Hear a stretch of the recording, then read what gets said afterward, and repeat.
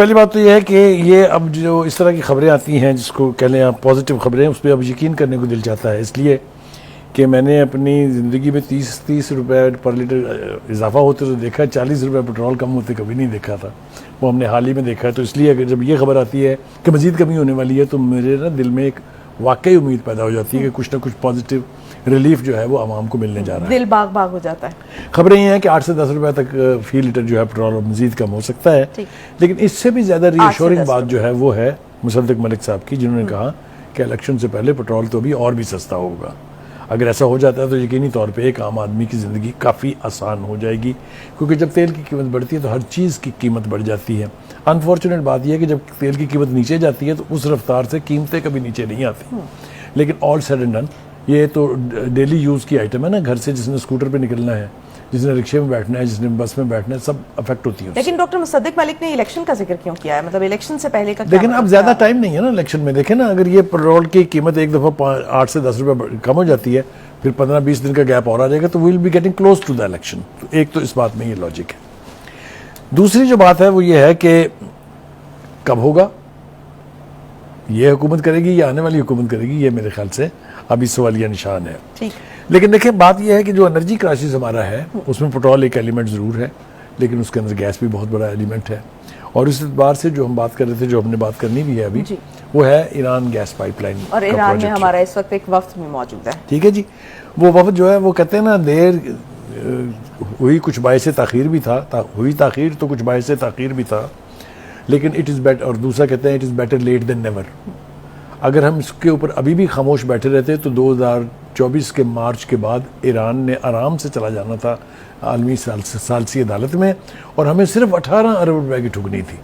आपको याद है ना कि पहले भी हम यही हमाकत कर चुके हैं, और रिकोडिक के मामले में हमें 6 अरब डॉलर जो है उसकी ठुक चुकी है ना पहले एक दफ़ा, जिसके लिए अब हम अपने एसेट्स बेचने पर मजबूर हैं। सऊदी अरब के आगे हाथ फैला रहे हैं कि खुदा के लिए हमारी मदद करें। एक बात। दूसरी बात यह है कि ईरान गैस पाइपलाइन के प्रोजेक्ट का डिले होना जो है, इसके आलमी तनाजुर में अगर आप देखें तो बहुत सारे फैक्टर्स और भी थे। एक तो ये कि Iran was terribly sanctioned by the United States and the West. ठीक है ना, एक तिनका बाहर जा रहा था, ना कोई तिनका उनसे खरीद रहा था, ना कोई वहाँ भेज रहा था।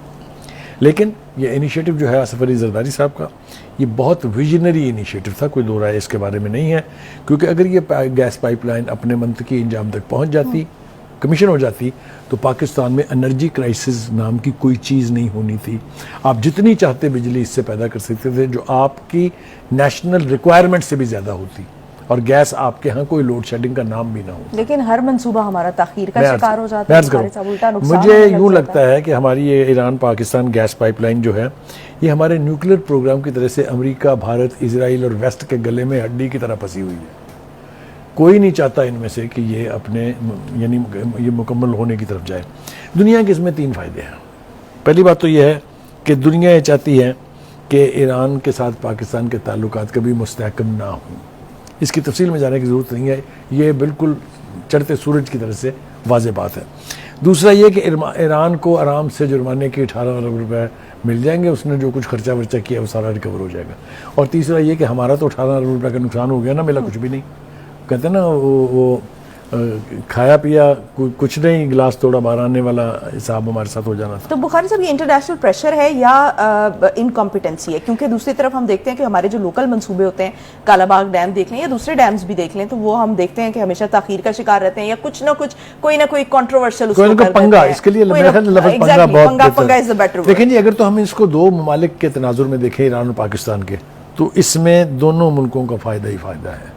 लेकिन अगर हम इसे आलमी पस मंज़र में परखें तो फिर that is where the problem is. पहले भी रहा है और अब भी जो है वो रहेगा। अब 2 रास्ते हैं हमारे पास। अच्छा, एक तो ये कि अमेरिका मान जाए कि अच्छा ठीक है भाई, कर लो जो करना है आपने, और दूसरा ये कि ईरान को मना लें हम कि भाई जुर्माने से हमारी जान छोड़े, हम इसको अपने इलाके की मुकम्मल कर लेते हैं। ये इवेंचुअलिटीज़ हैं जो अगर होंगी ही तो ये प्रोजेक्ट जो है अपने मंतकी अंजाम। तो क्या ईरान ये करेगा? देखिए, ईरान के साथ हमारे ताल्लुकात जो हैं वो देरीना भी हैं, लेकिन उनके अंदर पिछले कोई 10 साल के बीच ऊंच नीच जो है वो होती रही है, और उसकी बहुत सारी वजूहात हैं। एक तो ये कि हम अमेरिका के जो एलाइज रहे हैं, इसलिए एक वक्त में ईरान हमसे नाला रहा है। अभी जब सऊदी अरब के ताल्लुकात अमेरिका के साथ ठीक नहीं थे तो वो उससे भी वो नाला थे। लेकिन मेरा ख्याल ये है कि बेटर सेंस मस्ट प्रिवेल। जिस तरह का डेलीगेशन गया है और जो उसके पास मैंडेट है, मुझे लगता है कि वो कुछ ना कुछ करके आएंगे।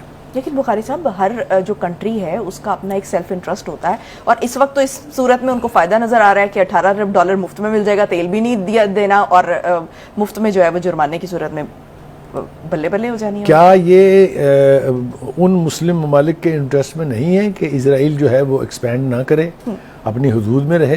क्या उनको ये मालूम नहीं है कि अगर गजा पे कब्जा होता है तो कौन से मुल्क गैर महफूज हो जाएंगे? सबसे पहले इजिप्ट। तो ये जो मुफाद है ना, वो खुद को ही अजीज़ होता है, दूसरे उसको कोई अजीज़ रखने के लिए तैयार नहीं होते। लेकिन एक बात वसूख से कही जा सकती है कि खुदा करे, और हमें दुआ करनी चाहिए कि ये मंसूबा तकमील तक पहुँच जाए। अगर ये पहुँच गया, कितने दुखड़े दूर हो जाएंगे हमारे। ये जो हम कशकोल लिए फिरते हैं एक मुल्क के बाद दूसरे, दूसरे के बाद तीसरे, और अल्लाह से आस लगाए बैठे हैं कि भेज मौला, वो जिस तरह वो एक फ़कीर कहता है, तो उससे निजात मिल जाएगी।